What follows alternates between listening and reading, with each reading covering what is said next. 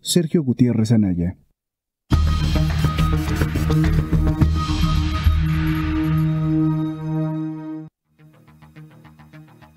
Está en la línea telefónica el maestro Juan Carlos Sierra, él es presidente de la Federación de Colegios de Economistas de la República Mexicana. ¿Cómo te va, Juan Carlos? Muy buenas noches y gracias por estar con nosotros. Gracias, Mario. Buenas noches y gracias y saludos a tu auditorio.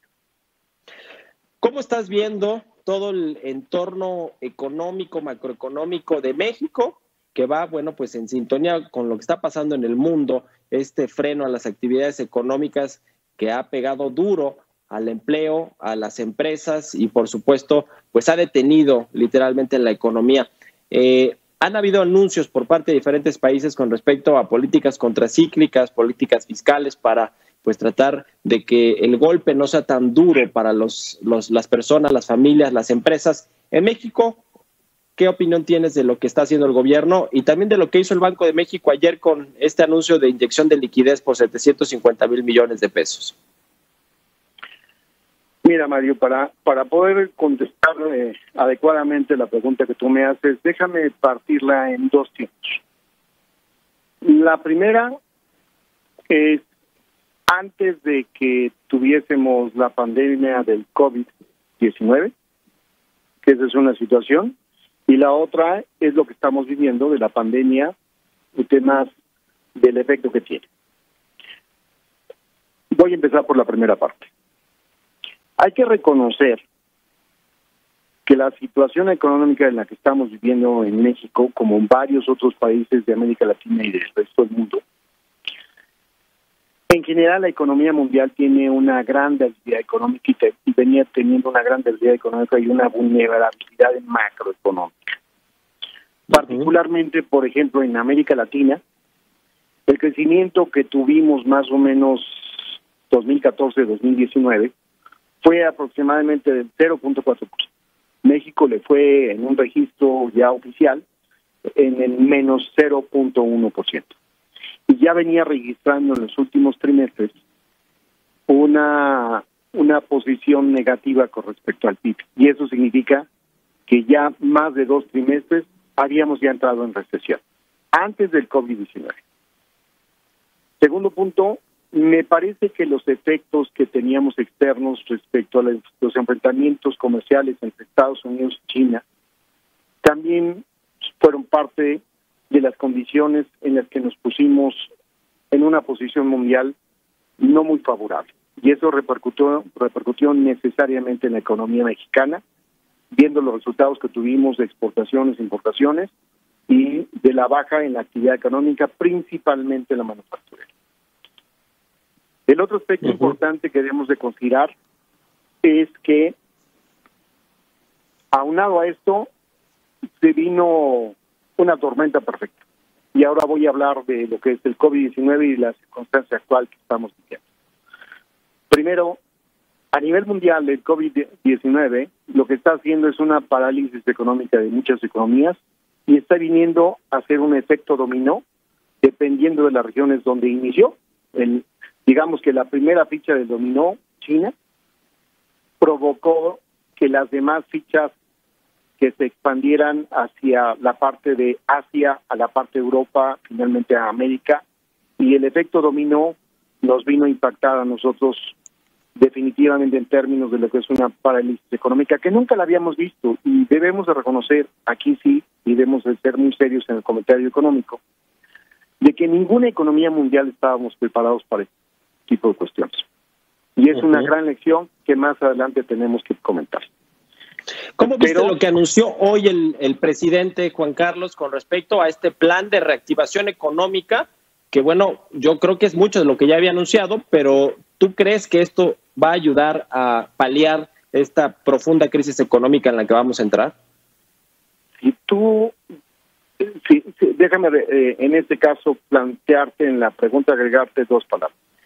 Si con el plan económico va a resolver el tema de la situación en la que nos encontramos, la respuesta es no, es insuficiente. ¿Por qué es insuficiente? Porque el plan económico que está planteando, y yo diría más bien, más que un plan económico, es una serie de medidas y acciones estratégicas. porque no lo podría considerar como un plan verdaderamente económico.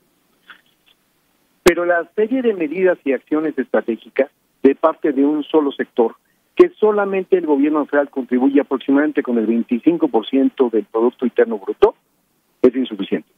Necesitamos entrar todo el resto de los sectores económicos que participamos en el Producto Interno Bruto, es decir, el 75%, para que en este caso, coordinadamente, podamos aportar cada quien medidas y acciones estratégicas que en su conjunto puedan impactar en la economía y pueden beneficiar, pero sobre todo, parar el retroceso o la recesión en la que estamos viviendo.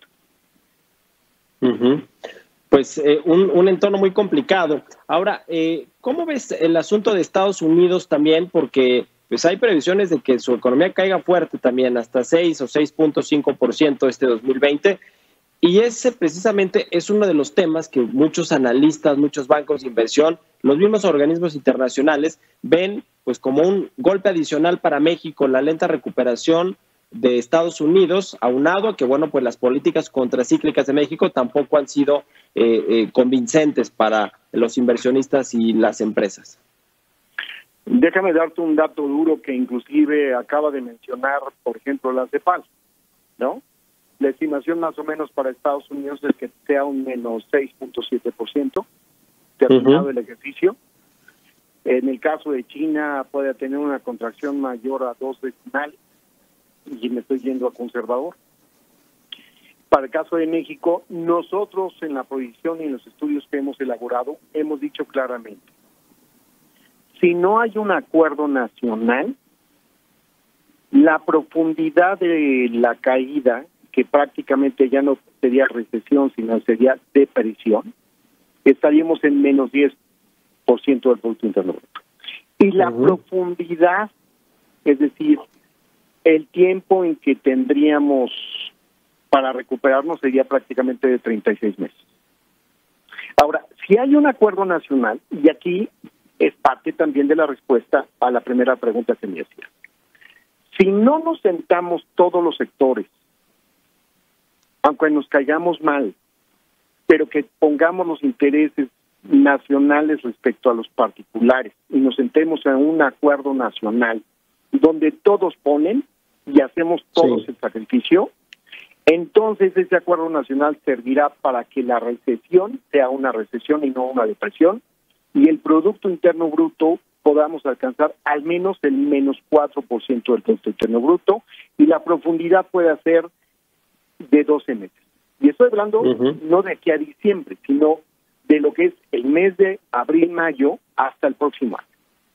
Ya. Bueno, pues ahí está una recuperación de V o de U, pero que no se quede en la L, que sería pues el peor caso para México. Te agradezco mucho, Juan Carlos Sierra, presidente de la Federación de Colegios de Economistas de la República Mexicana, que nos hayas tomado la llamada esta noche. Con gusto, Mario. Saludos a todos. Hasta luego. Igualmente, gracias, vamos a hacer un corte. Regresamos a Historias de Negocios.